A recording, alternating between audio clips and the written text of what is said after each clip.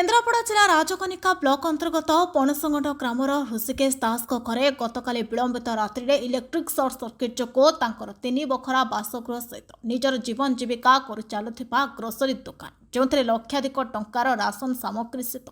दुकान में घर किसी गुरुत्वपूर्ण जिनिस पोड़ी पाउंस हो जाइछि। सकल स्थानीय सरपंच श्री अजय मल्लिक पहुंची पीड़ित परिवार को सांत्वना देवा सहित किसी सुखिला खाद्य साहाय्य करिसेंति। घटनास्थल में रेवेन्यू ऑफिसर पहुंची 2 गोटी पाल देवा सहित घटनार सठिक तथ्य कनिका तहसिलदार को जणाइछंति। घटनाटी 7/8/2025 तारिख रात्रि में ऋषिदास निजर समस्त कामधंदा सारी दुकान बंद कर निज बखरारे शोइथिले। ठीक रात्रि प्राय गोटे समय हठात घर चारिआडे भयंकर आलुओ देखि से कांत बोबाड़ी पकाई निज जीवन को बंचाइबा पई पदाकू दौड़िले।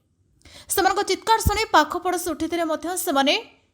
निआंकु आयत्त करिबारे सफल होइनथिले। ऋषिकेशर वर्षकर दाना लुगापटा खट पलंक गहनापत्र सहित निज परिवार पोषुवा ग्रोसरी दुकान पोड़ी पाउंस होइगला। दमकल बाहिनी आसवा पूर्व ऋषिकेशर सब आशा भरसा पोड़ी चढ़ी माटी मिशि जाइथिला। ऋषिकेश वृत्ति जड़े मंदिर पूजक रोजगार कहले सेमिति किछि नाही। निज गरीब परिवार चलाइबा पई जो दुकान खंडे थिला से भी पोड़ी पाउंस होइगला।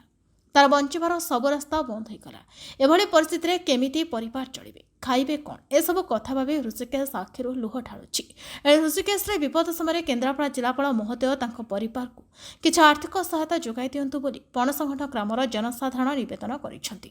टिके सर परिचय देले सरपंच प्रतिनिधि अजय मल्लिक। कौन काली केमती खबर पाइले केते रात्रि निया लागिला ऋषिकेश दासंकर तो बहुत अभावनीय सब क्षति घटी आपण कौन सब खबर पाइले आसी पहुँचला पर ମୁଁ ତ ଖବର ପାଇଲି ସେ କିନ୍ତୁ ମୋତେ ରାତି 3ଟାରେ 4ଟା କେତେବେଳେ ଫୋନ୍ କରିଥିଲେ କିନ୍ତୁ ମୁଁ ମୋବାଇଲ ସାଇଲେଣ୍ଟ କରି ରଖିଥିଲି ଆଉ ଉଠି ପାରିନି। ସକାଳେ ତ ଖବର ପାଇଲି ତାଙ୍କର କହିଲେ ଯେ ପୁରା ସମ୍ପୂର୍ଣ୍ଣ ଜଳିକି ପୁରା ତାଙ୍କର ଯାହା ସବୁ ଥିଲା ଦୋକାନ ଘର ହଉ ରୋଷେଇ ଘର ହଉ ଆଉ ତାଙ୍କର ଗୋଟେ ଘର ରହୁଥିଲେ ଏମିତି ଆଉ ଗୋଟେ ଗାଈ ଗୁହାଳ ସମ୍ପୂର୍ଣ୍ଣ ଆଉ କୁକୁଡ଼ା ଭାଡ଼ି କରି ରଖିଥିଲେ କୁକୁଡ଼ା କେତେ ପାଳିଥିଲେ ସେଇଗୁଡ଼ା ତାଙ୍କର ଗୋଟେ ଫାର୍ମ ଥିଲେ ବୋଲି କହୁଛନ୍ତି ସମ୍ପୂର୍ଣ୍ଣ ଜଳିକି ପୁରା ନଷ୍ଟ ହେଇଯାଇଛି। ଆଉ ମୁଁ ଆସି ଦେଖିଲା ପରେ ମୁଁ ନିଜେ ବି ଅନୁଭବ କଲି ବହୁତ ତାଙ୍କର କ୍ଷତି ହେଇଛି। ସାଙ୍ଗେ ସାଙ୍ଗେ ମୁଁ ଆର୍ଆଇଙ୍କୁ ରିପୋର୍ଟ କରେଇଲି ଆର୍ଆଇଙ୍କୁ ଡକେଇଲି ତାପରେ ପୁଣି ଆମର ଭିଏସ୍ଙ୍କୁ ଡକେଇଥିଲି ଆଉ ଇଲେକ୍ଟ୍ରି ମାନଙ୍କୁ ବି ଡକେଇଥିଲି ସେ ଆସି ଦେଖିଲେ ତାଙ୍କର ଯେଉଁ ମିଟର ଫିଟର ଜଳିଯାଇଛି ତାର ବି ଜଳିଯାଇଛି ଏତେ ଯେଉଁ ଭୟଙ୍କର ନିଆଁ ଲାଗିଛି ପୁରା ସମ୍ପୂର୍ଣ୍ଣ ତାଙ୍କର କ୍ଷୟକ୍ଷତି ହେଇଯାଇଛି। ଜଣେ ଲୋକ ପ୍ରତିନିଧି ହିସାବରେ କ'ଣ ପ୍ରଶାସନ ପାଖରେ ଆପଣ ଲବି ରଖିବେ? ଲୋକ ପ୍ରତିନିଧି ଏତିକି କହିବି ଆମେ ତ ଆସିକି ଦେଖିଲୁ ଯାହା ଅନୁଭବ କଲୁ ଆମ ହିସାବରେ ଆମେ କର୍ତ୍ତବ୍ୟଟା ଆମେ କରିଛୁ। ପ୍ରଥମେ ତାଙ୍କୁ ଯାହା ବି ମୋ ତରଫରୁ ସାହାଯ୍ୟ କରିବା କଥା ମୁଁ କରିଛି। ଆଉ ଶୁଖିଲା ଖାଦ୍ୟ ତାଙ୍କର ତ ଯେଉଁଭଳିଆ ଅବସ୍ଥା ଥିଲା ସେମାନେ ବି ଯେଉଁ କ୍ଷୁବ୍ଧ ଅବସ୍ଥାରେ ସେ ନନା ବସିଥାନ୍ତି ତାଙ୍କୁ ଦେଖିଲେ ବି ବହୁତ ଦୁଃଖ ଲାଗୁଥିଲା ଆଉ ତାଙ୍କୁ ସେ ଅଧୈର୍ଯ୍ୟ ହେଇକି ବସିଥାନ୍ତି ତାଙ୍କୁ କିଛି କହିବାକୁ ବି ଆଉ ସାହସ ନଥିଲା ଏତେ ସେ ଅଧୈର୍ଯ୍ୟ ହେଇଯାଇଛନ୍ତି। ଆଉ ତାଙ୍କର ଖାସ୍ କରି ତାଙ୍କ ଦୋକାନଟା ଉପରେ ତାଙ୍କର ବହୁତ ନିର୍ଭର କରୁଥିଲେ ପ୍ରତିପୋଷଣ ହେଉଥିଲେ ସେ ଦୋକାନରେ ତାଙ୍କର ବହୁତ ଜିନିଷ ଥିଲା ମୁଁ ନିଜେ ବି ଦେଖିଲି ଯେ ସୋଲା ମଟର ଜାଇ ଆଉ ଆମର ଡାଲି ଲୁଣ ଚାଉଳ ବହୁତ କିଛି କ୍ଷତି ହେଇଛି ପାନ ମସଲା ବହୁତ କିଛି କ୍ଷତି ହେଇଛି। ଆଉ ସରକାରଙ୍କ ପାଖରେ ଅନୁରୋଧ କରିବୁ ଆଉ ସେମାନଙ୍କର ପ୍ରତିପୋଷଣ ପାଇଁ ସେ ଯେଉଁ ପ୍ରକାର ଦୋକାନ ଉପରେ ନିର୍ଭର କରୁଥିଲେ ତାଙ୍କୁ ସେମିତି ଯଦି ସାହାଯ୍ୟ ମିଳିଲେ ସେ ଉପକୃତ ହେଇପାରିବେ। Thank you. ରାତି ଠିକ୍ 2ଟା ଖଣ୍ଡ ବେଳେ ଆମକୁ ଡାକିଲେ ହାଉଳି ଖାଇକି ସେ ଝିଅ କି ଆମ ଘର ଲାଗିଯାଇଛି ଦୌଡ଼ିକି ଆସ ଆମେ ଆସିଲା ବେଳକୁ ସେ ଏତେ ଜୋର ନିଆଁ ଲାଗୁଥିଲା ଯେ ଆମେ ତାକୁ ଲିଭେଇ ପାଇଲୁନି ପାଣି ବି ଢାଳିଛୁ କିନ୍ତୁ ସେ ନିଆଁକୁ ଏତେ ଜୋର ଢାଳୁଥିଲା ଆମେ ଲିଭେଇବାକୁ ବହୁତ କଷ୍ଟ ହେଲା। ସେଥିରେ ବି ସେ ଝିଅ ହାତ ଗୋଡ଼ ବି ପୋଡ଼ିଯାଇଛି ଆପଣମାନେ ବି ଦେଖିଛନ୍ତି କିନ୍ତୁ ଏତିକି ତାଙ୍କର ବି 2ଟା ଶୋଇବା ଘର ଥିଲା ଗୋଟେ ହେଲା ତାଙ୍କ ଗାଈ ଗୁହାଳ ଥିଲା ଗୋଟେ ଦୋକାନ ଥିଲା ଦୋକାନରେ 1-2 ଲକ୍ଷ ଟଙ୍କାର ମାଲ ପୁରେଇଛନ୍ତି ସେ ନାନୀ। ଆଉ ଆପଣ ଜିଲ୍ଲାପାଳକୁ ଅନୁରୋଧ କରୁଛୁ କିଛି ତାଙ୍କୁ ଏମିତି ସାହାଯ୍ୟ କରନ୍ତୁ ସେ ଚଳିପାରିବାକୁ ଭାରି ଅସୁବିଧା ଆପଣ ଟିକେ ସାହାଯ୍ୟ କରନ୍ତୁ ସେ ଯେମିତି ଚଳିକି ସେ ନନା ନାନୀ ଛୁଆ ପିଲା ଚଳିବେ। ଆଉ ଏଭଳିଆ ନିଆଁ ମୋ ଜୀବନରେ ବି ଦେଖିନଥିଲି ଆଉ ମୁଁ ବି ଦମକଳକୁ ଫୋନ୍ କଲି ସେ ଆସିଲା ବେଳକୁ ନିଆଁ ବି ଲିଭିଗଲାଣି। ଆଉ ଟିକେ ଅନୁରୋଧ କରୁଛି ଆପଣ ଟିକେ ତାଙ୍କୁ ଟିକେ ସାହାଯ୍ୟ କରନ୍ତୁ ନହେଲେ ସେ ଭାସିଯିବେ ତାଙ୍କର ସବୁ।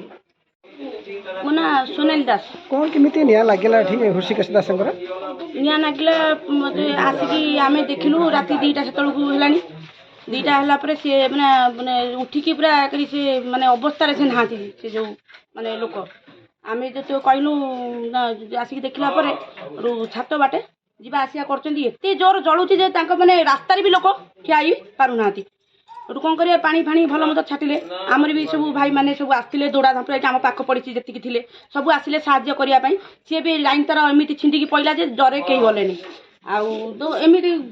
6-7 ବଖରା ଆମର ଥିଲା ଯେଉଁ ତାଙ୍କର ବୁଢ଼ାବୁଢ଼ୀ ରୁମ୍ ସେ ଶୋଇବା ରୁମ୍ ଦୋକାନ ଗାଈ ବାଛୁରୀ ରୁମ୍ କୁକୁଡ଼ା ଫାର୍ମ କରିଥିଲା ସେ ମାନେ ଅବସ୍ଥା ଏମିତି ଅବସ୍ଥାରେ ସେ ଏମିତି ନାଗିଥିଲା ଯେ ନିଆଁ ଆପଣ ବି ଧାରଣା କରିପାରିବେନି ସେ ନିଆଁରେ କେହି ବି ସୁଦ୍ଧା ସାହସ କରିକି ପଶିବେ ପାଳିଲା ଭଳିଆ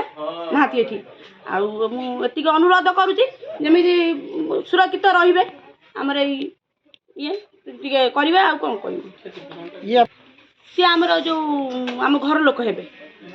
ବାପା ହେବେ ମା ହେବେ ଦାଦା ଖୁଡ଼ି ଛୁଆପା ସାନାପା ଏମିତି ତାଙ୍କର ଆଉ ସବୁ ତାଙ୍କର ଚଳିବା ଅବସ୍ଥା ଆଉ କ'ଣ କେମିତି ସବୁ ନା ଚଳିବା ଅବସ୍ଥା ତାଙ୍କର ଆଉ କିଛି ପରିସ୍ଥିତି ନାହିଁ ସେ ଚଳିପାରିବେନି ତାଙ୍କର ଦୋକାନ ଦ୍ୱାରା ସେ ଚଳନ୍ତି ଆଉ କିଛି ପରିସ୍ଥିତି ତାଙ୍କର ନାହିଁ ଚଳିବାରେ ତାଙ୍କର ଆଉ କିଛି ଅଲଗା ଇନକମ୍ କିଛି ନାହିଁ ଆଉ ଅଲଗା ଇନକମ୍ କିଛି ନାହିଁ ସେ ଯେଉଁ ବୁଢ଼ା ଲୋକ ଯେଉଁ ଠାକୁର ପୂଜା କରିକି ସେ